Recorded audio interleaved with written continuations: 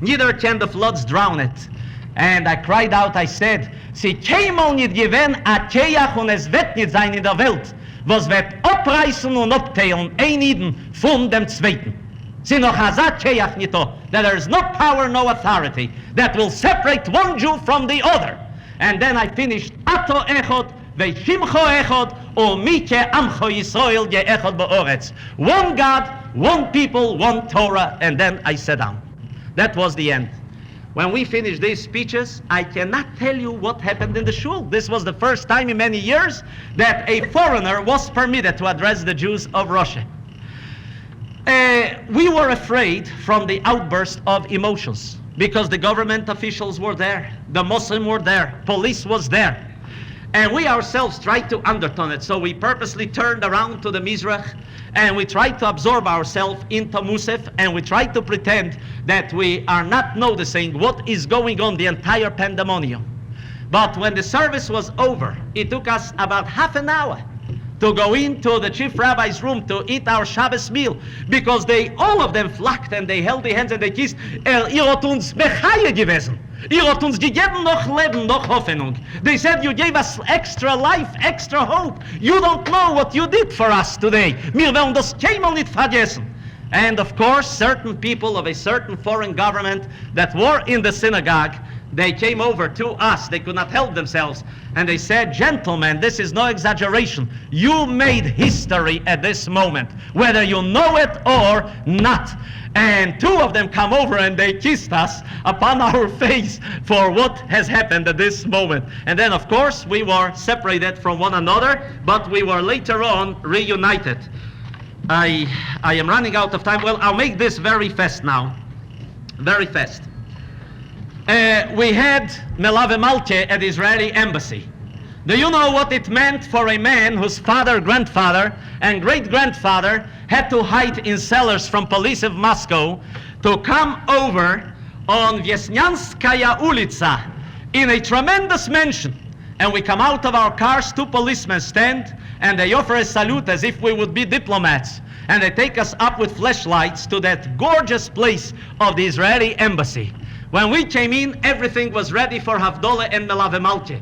So one of our men made Havdalah with the Israeli psomim and the Israeli wine, and the women of the diplomatic corps, together with the men, joined, and we sang Hamavdil, Und so she sein lichtig, and all of these songs. You can't imagine. This was something of poetic justice in this same city, and again, if not for the state of Israel, in a time when they are so isolated and when they go through the terrible tragedy, you have this on Vyesnyanskaya Street, which is a reminder. Of course, we could speak to one another in this building only when other people were singing. Only when the others were singing loud, then we could converse and discuss things with one another. Some of you may get tired and you may have to walk out, so before I tell you about Tbilisi or Kiev, I want to tell you this. Although I was much opposed to public demonstrations and to harsh criticism, which I still oppose, but one thing is certain. Soviet Russia is terribly sensitive to world opinion. And even if this speaks against my own theory, I must tell you what a very responsible person said to me in a city in Moscow. Abe, a kind weint nicht, weiß nicht die Mama, ja, das ist hungrig. If a child does not cry, the mother does not know that it is hungry and needs food. And therefore, in addition to tactful and prudent and dignified negotiations and pleas, we must resort to balanced and sober and balanced methods which will keep this problem of 3 million Jews on the arena of international conscience. It should be done, however, with a sense of responsibility. Nusach, Dr. Goldman. Dr. Goldman is not against demonstrations. Neither am I against them. But I am against excessive use of Zidlereien and accusations and exaggerations which provoke enmity but will not gain sympathy for our cause. The way we have seen Russian Jewry now, we are convinced that there is a Hele. He's critically ill. We need him and they need us. We cannot afford a single day should pass by in the free world without talking about 3 million Jews of Soviet Russia. But we have to know who should be the Shliach Tzibur, what kind of a nusach. Even when we go up to Washington, whether it's a vigil or this or that, it has to be done most carefully and cautiously, convincing the Kremlin that we are not part of the Cold War. Convincing, as we told them, courageously. I said to students, I left this out and time is running out, but perhaps the other parts you will read in articles. When we went to Moscow University, hundreds of students surrounded us. And right away they started asking, what are you doing in Vietnam? What is it your business to kill men, women, and children? And I don't have to tell you that even our local TV stations carried certain stories which were not always the best credit to our armed forces. And we turned to them and we told them courageously, even as police stood, we said we were not the first to come there. First you went, you infiltrated. First you went and you caused trouble. It is just, I said to them openly, as a fellow who sets fire to a house and then he gets angry for the fire people coming to extinguish the fire. I said, we have to extinguish a fire there. And we said to them, our country does not want colonies and possessions, and we are not imperialist. We only want to give an opportunity to maximum people in maximum places of the world to have freedom and liberty and human decency. That is what we want. We don't want any war.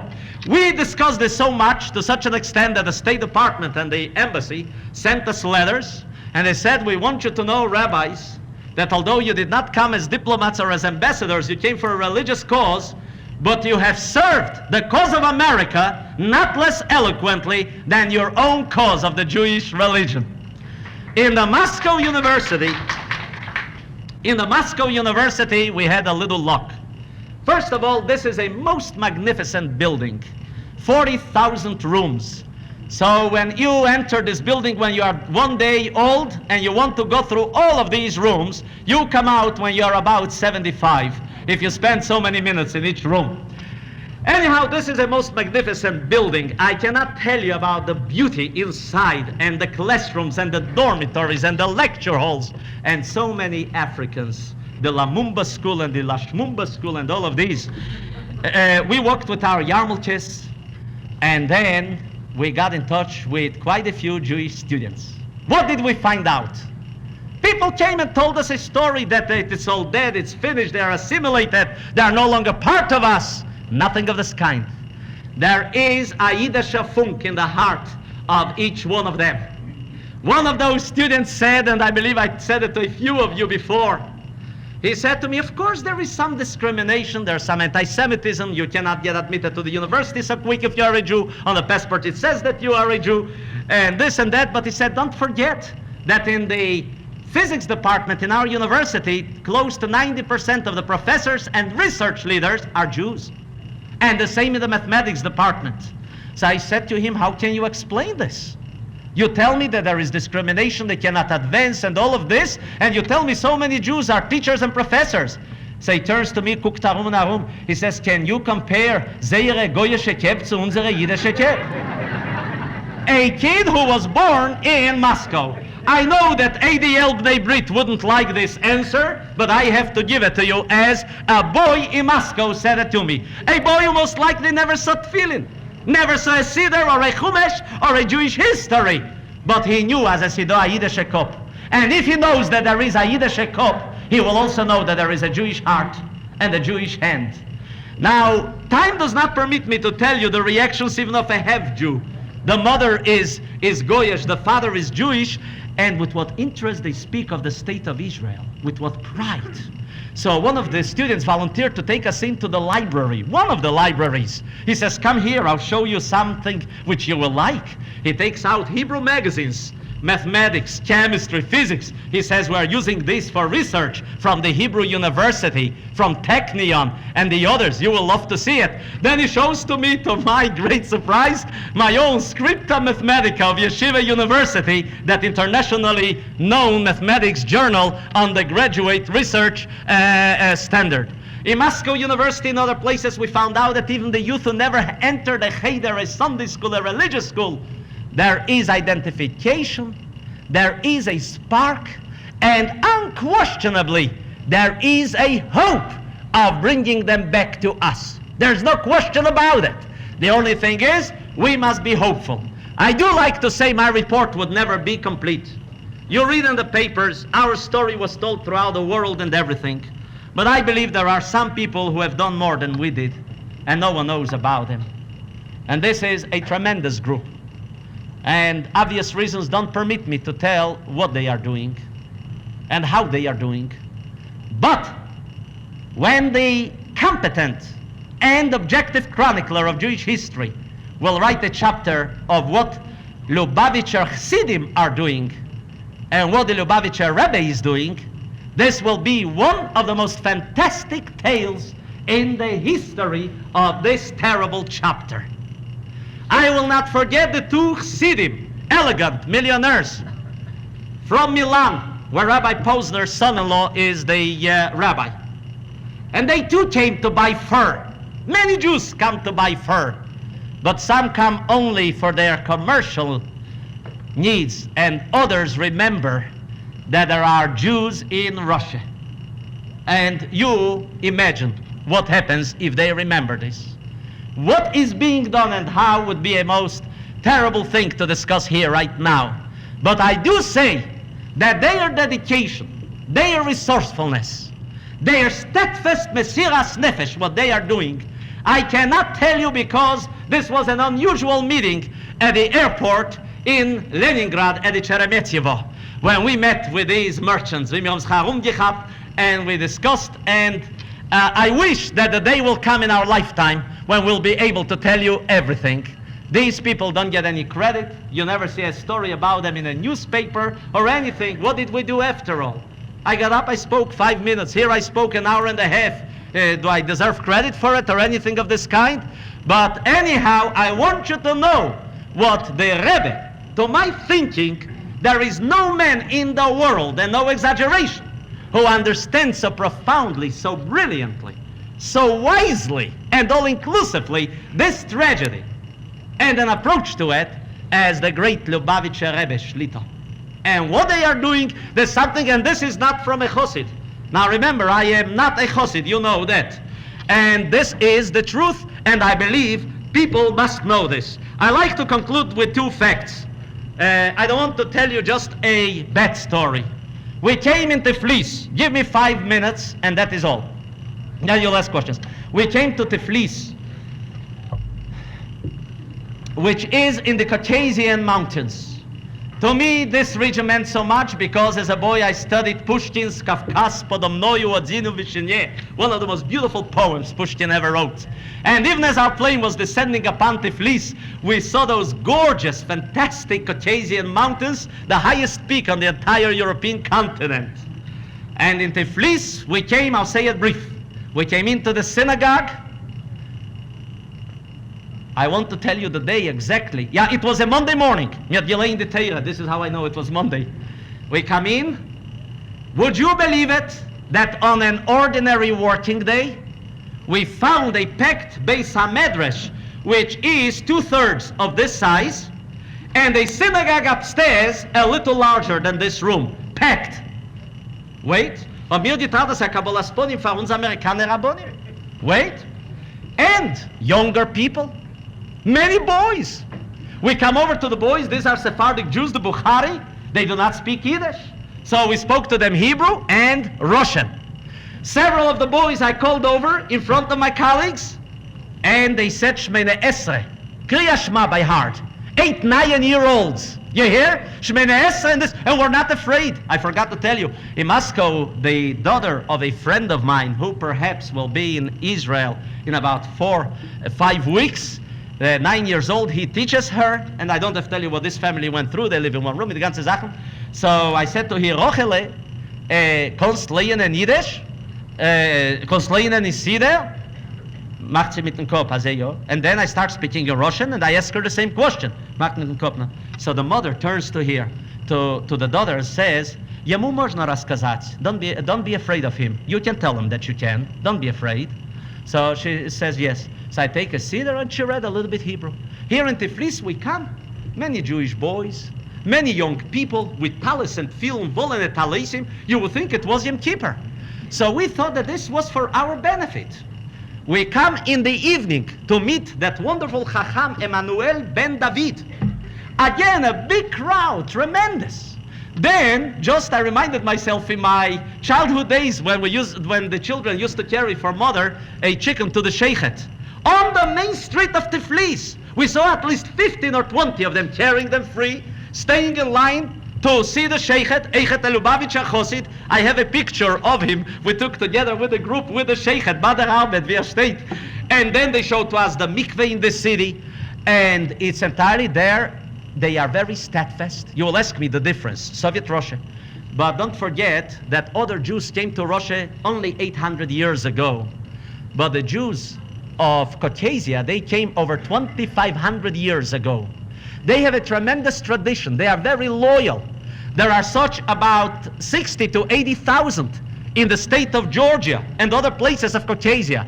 Do you know what happened? Some of these Jews, we know it. The government said they are going to tear down a synagogue. They have to build a road.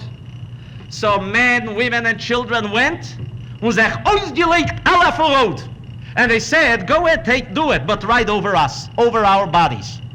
And of course, they went back. The synagogue is still there, and this was a lesson for some of the others.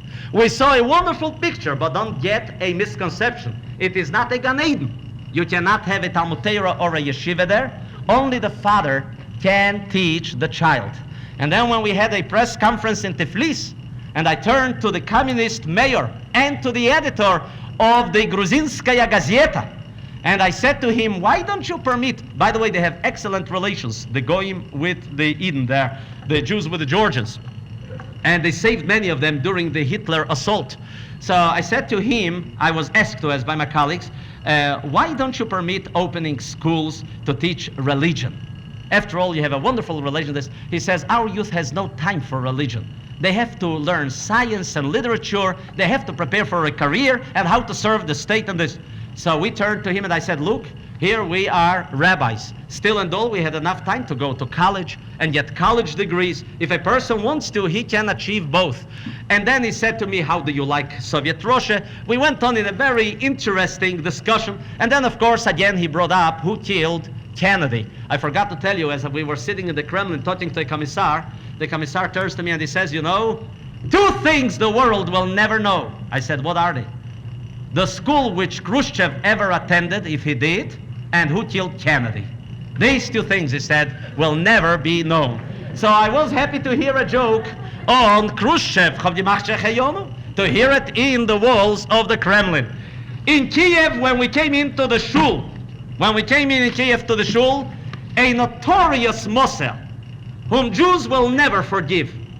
And another one comes over to me and he says, Ich will sehen, der Elam soll euch nicht scheppenen. I don't want the people to bother you. You're American rabbis. You come right with me and I'll show you where to sit down. So I turned to him and my friends. Wir sind gekommen nicht euch sehen, Rebbe. Wir wollen sehen unsere Brüder. Und ihr könnt uns unterpreisen von sie. Ot ist unsere Amerikaner Passporten und eure Regierung hat uns gegeben Rechus erlebnis. Vorne reden, wie wir wollen. Sagt ihr zersetzen, wo wir heißen euch sitzen. Now, this language I understood. Anyhow, I go with him in Mizrach, and I indulge him in a conversation, and our men disperse over the synagogue. We looked for relatives. My own wife had relatives, and we tried to trace them. And suddenly an elderly man comes over to me. He comes close to my direction. And he says, hab gehört ihr, dass ihr sucht euren Akkord auf Tversky, Tschernobyl. Ich bin at Tversky und ich bin dem Tschernobyler Rebbe's Sohn. Eingebiegen die Hand. As he comes over, this Moser grabs him and pushes him and he falls on the floor. I turned to this Moser and I said, look, Ich meine in Niedisch. Sag ich, will, ich soll schön zurufen, dass dem Iden zu mir. Und schön, wir wollen nicht rausgehen, da von Schule. So he called over, he apologized. Sagt wer dafür soll da das kommen? Bei uns ist doch gut. Was darf ihr sich Amerikaner Iden mischen bei uns? You should have seen with what hatred, with what disdain, with what fear and trepidation all the other Jews in the shul looked at this man. And what a despicable face. This thing made us so sick that we went and we were sitting till 2 in the morning in our hotel looking at the mountains of Caucasia, speaking about this experience with the Moser. But I do want to say, when we left Tbilisi, we walked out of the shul and police had to hold order. Over 2,000 Jews gathered, they surrounded us. Matai ovei Moshiach. Tell us, when kommt Moshiach? When are we going, guys, and they danced and they sang and they cried and they kissed us on the hands. You can't imagine the scene. Our bus could not move out. We were surrounded. And police had to come and break it up. And in Kiev, in spite of the Moser, Jewish children ran over to us. And elderly men and others. And they did not let us even go into the bus. Steht noch a minut. Red mit uns noch a Weile. Now these are the reactions in a outline form. And I like to conclude before the questions. Russian jury says to us, Lo omus, I will not die. Ki echye, I want to live. Vasaper maseiko, together with you, I will tell God's wondrous story and tale to this and to many generations to come. Thank you.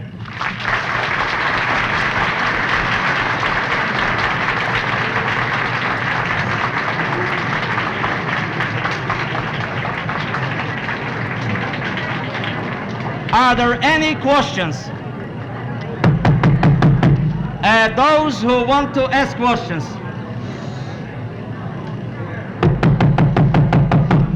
Those who are remaining, kindly be seated. Those who have to leave, a gute Nacht. Chazan. Oh. Chazan, I forgot your name.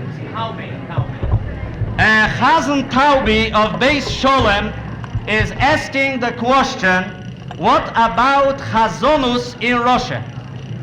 I am happy he asked this. Can we have a little bit order? I am happy he asked this question.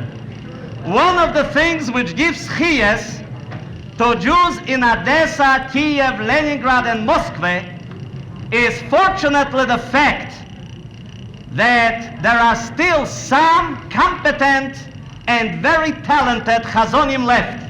We finished davening in Moscow in Shul because this Chazan davened, and a tremendous talent. We finished davening 1:30, and no one complained. No one got up from the seat. He gave many renditions, and something else, the Chazan in Moscow, in Leningrad, which I forgot, I had to call his brother in Brooklyn, was so nice. We came to the shul on a weekday, and Lekovedas, he gave a mariv, which we will long remember. In Odessa, Jews get together, say, let's take copies. You know, Russian Jews have always liked Chazonim, good Chazonim especially.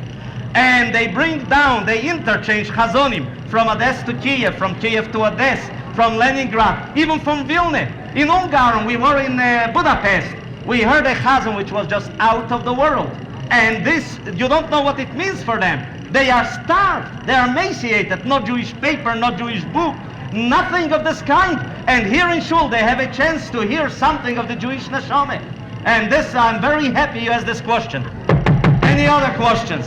Yes. Cousin Zemsky.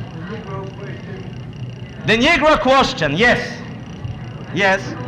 It came up, Mr. Zemsky is asking, friends, I spoke for over 20 minutes and my throat is a little bit afflicted. One moment. No, I can't. Mr. Zemsky asked the question about the Negro situation in America, how the Russians react. This question came up constantly to us. We called it the twins, Vietnam and the Negro problem. And I don't have to tell you we had a good answer, a proud answer. Our forthright legislation, the dynamic and sincere leadership of President Johnson, which has almost revolutionized the status of the Negro as far as voting, job opportunity, as far as residence, and we believe that our government made tremendous strides, and we said our government openly admits that there is a problem and is doing something about it. You have a Jewish problem, what are you doing about it, we asked them. And therefore we had an answer. They asked this question. But I believe as Americans, we have a fine, respectable, and honest answer to give nowadays on this problem, because we know it is getting better and better and solved. Thank you. Any other questions? How about Budapest? Well, Budapest in Hungary, Mr. Schiffman, in Hungary, the situation is entirely different from Russia. First of all, they hate Russia. Since the revolt, 1951. If you speak Russian there, you are branded. You cannot get even a drink of water. So my Russian didn't do me much good there. In Budapest, we came into the synagogue. We saw children in the synagogue. That is important, with payas. In Budapest today, there's a Jewish kosher restaurant, which you do not have in Pittsburgh. We ate in this restaurant under the red flag and under the communists, a glad kosher restaurant. In Budapest, about 16 synagogues are functioning. There's a small yeshiva with about 50 children. There is a central Talmud Torah with 132 children. There is a flourishing Jewish life as much as possible and much more freedom. And the government helps financially to support the synagogue, the rabbis, the shochtim, and even kosher meat. And we did not have to ask anyone permission to speak in Budapest. The rabbis invited us, and I gave myself a big drosha in Budapest. You know, in Budapest they daven 7:30, then they go to eat 9:30 or 10, and then they come back to hear the Rov's drosha 11:30. And we had a packed synagogue. The synagogue has 2 floors of balconies for the women, and they don't complain. You know how high they are? About 3 stories high. And according to the Chassam Sefer, you cannot see anyone on the Weiberschul. And we met there Balebatim, Ungarische Yidden Lomdim. And we met there a replica of the classical, dynamic Jewish community system and organization, Kehilo, as it used to be in olden days. There are now in Budapest some 60,000 Jews, in Hungary altogether 100,000. They need American rabbis. They don't have enough of their own. They need American shochtim. And the same thing goes for Romania. And this was one of our arguments in the Kremlin. Here you have a communist state, Hungary, and they do not find any inconsistency between permitting religion to function and between their communist state. Yes? I need to understand from your delivery that Russia has relaxed the worship, the Jewish worshippers, has relaxed the study of the Jewish religion, and has relaxed the making of matzahs. I need to understand this from your delivery of your talk. I hope no one else understood me this way. No, what I said is this, that there is slight, I want to underscore, slight relaxation, that a permit was given for yeshiva for matzah and sidurim. But please remember that if a sovereign state can back out on its obligations to the international community brazenly in the United Nations and not pay its financial debts, and if a sovereign state can break the word to another sovereign state, certainly when Nayim Batlonim come to the Kremlin and you make promises to them, there too there can be an element of backing out. And I, for one, for example, belonged in that school of thought which advocated not to tell the world about those 3 things. However, I was given to understand that I was wrong, and I say I was wrong. Other people, Americans and other, and don't ask me who the other are, they said, please announce it to the world as soon as possible, because the more people and the more countries will know about it, the more difficult it will be to back out of it. So right away, let's have it to the entire world, the news. And then, but only then, we made this announcement to the New York Times and the Associated Press, which came to see us. Yes? I'm curious to know how the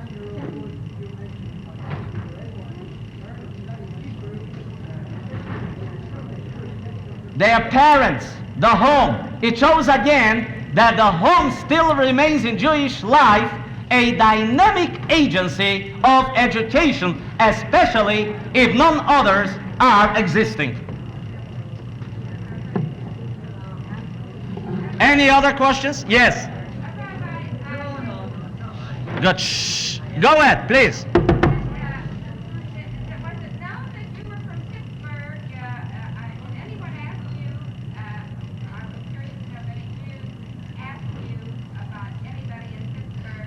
Yes, they did, but unfortunately, names which they asked me really did not come to my memory. Some of you know that when it comes to names, I am not so good in remembering, but there were many names mentioned for New York, especially. Problem. In fact, we were tormented by something else. God knows whether it is wise to do it. After all, I ask you, how would the United States of America, you and I, react if a group of communists from Leningrad would come to Pittsburgh to plead with us about better housing for a certain ethnic group in the Hill District? How would we react about it? We would not be so comfortable, and we would not be so elated about it, and this is quite natural. There are some people who refuse to see and to understand the Russian position in this problem, and we felt it had to be included in our plans and in our deliberations. Next morning we arrived in Paris, and if I would be Marc Chagall, not exactly in his nusach, I would tell you how we looked, 10 of us. We got a young boy with talisim and with tefillin on Orly Airport, davening with a minyan. And here people are running, catching this plane and another plane. You know what goes on in Europe now with the traveling. And here 10 batlonim out of Mars with talis and tefillin, with long volene, talisim and sidurim, have the chutzpah to get up in that beautiful Orly airfield und sich wegstellen und sagen, Agdushe, Punkt wie mir sagt das in Schare Teire. And somewhat symbolically, the noise of the jets interfered. And I was thinking it is an unequal match. Our Mizmer Shir Chanukas to the noise of the 4-engine jet. And then I felt that all of life, all of Jewish life and Jewish history and destiny is an uneven match. The little one, the small one, the fragile, the powerless against the giant. It's a history of a David confronting a Goliath in various centuries and on various continents. So we davened, we concluded, and then we were told that our plane is about to leave Paris. We had several hours there, and we met with certain people whose opinion we considered very important, religious leadership, and the head of the Jewish community of Paris, of France, they came to see us. And of course, we listened attentively to some of their recommendations and their guidance. We entered our plane about 1 o'clock. In fact, 2 Pittsburgh girls met me at the airport as I was buying a postcard, and they were on the way to Israel. And I said to them, we are on the way to Soviet Russia, and you should have seen the expression on the faces of those wonderful 2 youngsters from our city. So we took the plane, and our plane stopped in Hamburg, and I don't have to tell you what our reaction was when we came off for an hour and a half on this blood-drenched territory with Jewish blood. And then we came to wonderful Amsterdam, those wonderful people of Holland. And as we came off there on the airport, we could not help but feel gratitude and some elation. A people who has shown a consistent standard of civilization and decency in as far as the tragedy of our people were concerned. And finally, we came to Helsinki, to Finland. And here again, we saw some kind of a wonder of our own international community. Here, a republic with hardly 4 million people at the border of the mighty, the huge, the multilingual and multiracial Soviet Russia, preserving its independence, its political system, its sovereignty, its traditions, with a degree of pride and even without much fear. In Helsinki, we had to daven minche, and the people were very nice. They gave us a room which has been kept there for the personnel of the airport.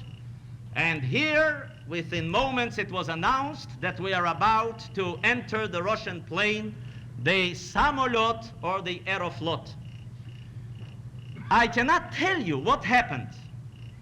I could understand, I who was born in Soviet Russia, I who knows something what can happen to people there, and one who was there only 14 months ago, how our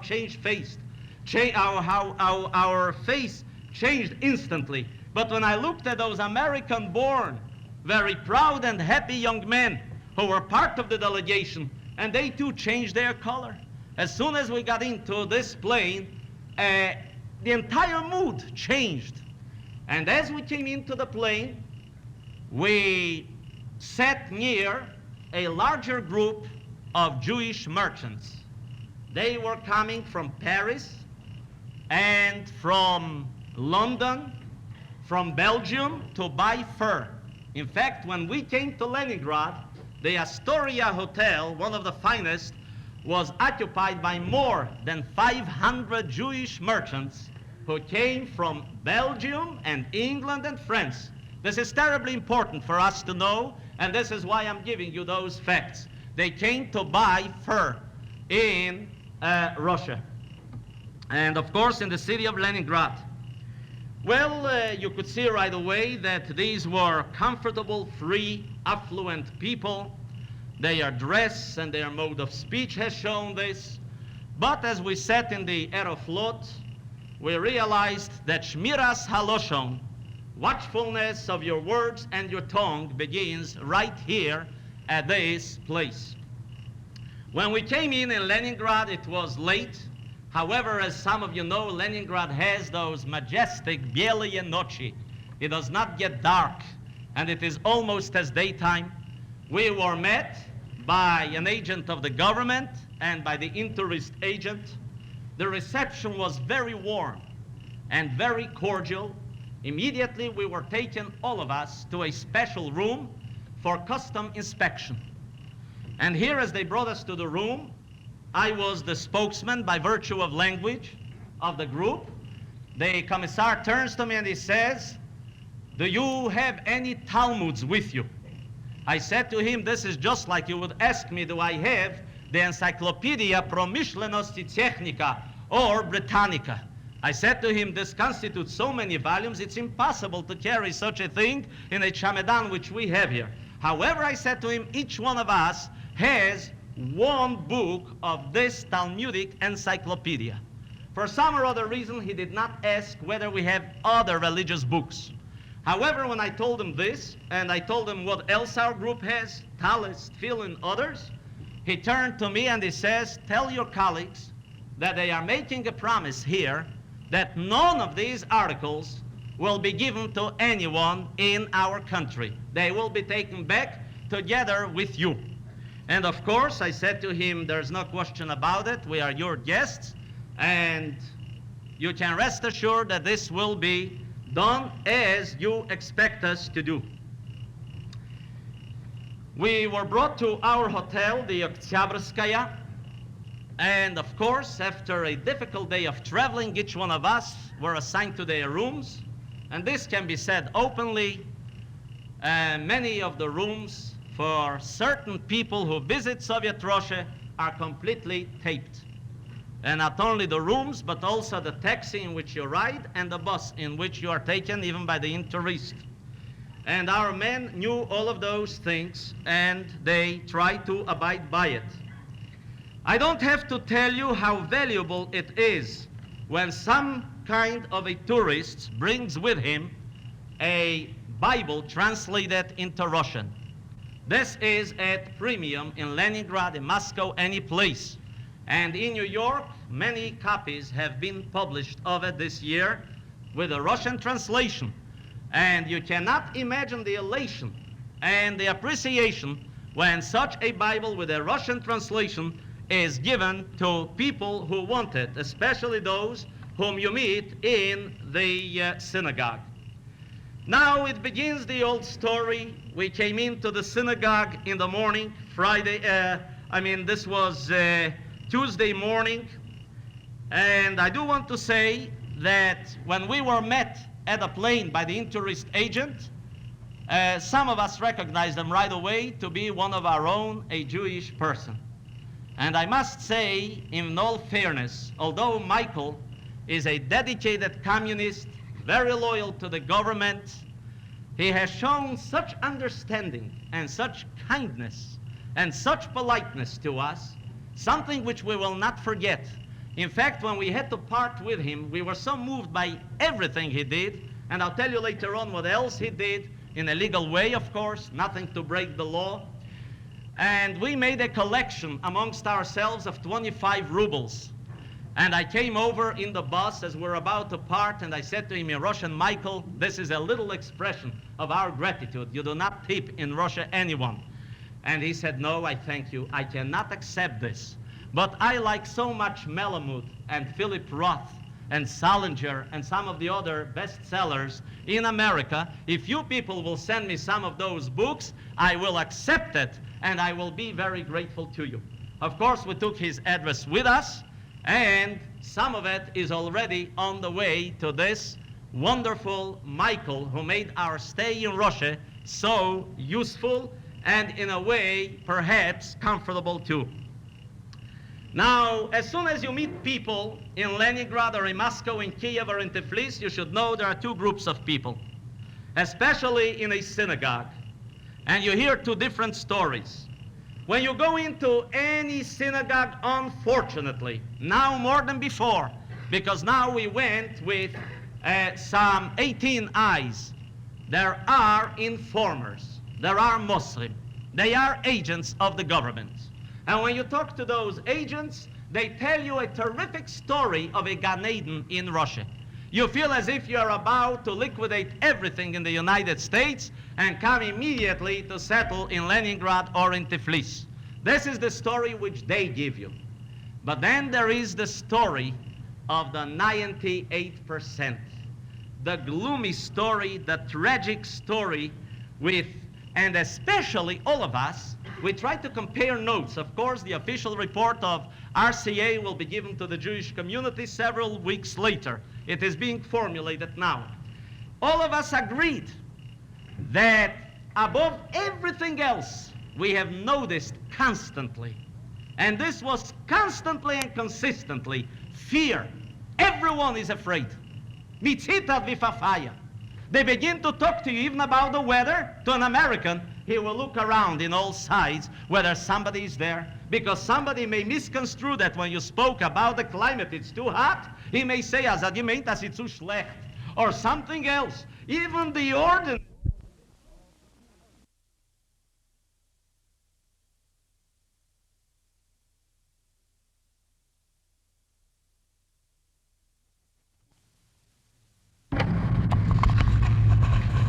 Ladies and gentlemen, this is Rabbi Poupko talking. Recording.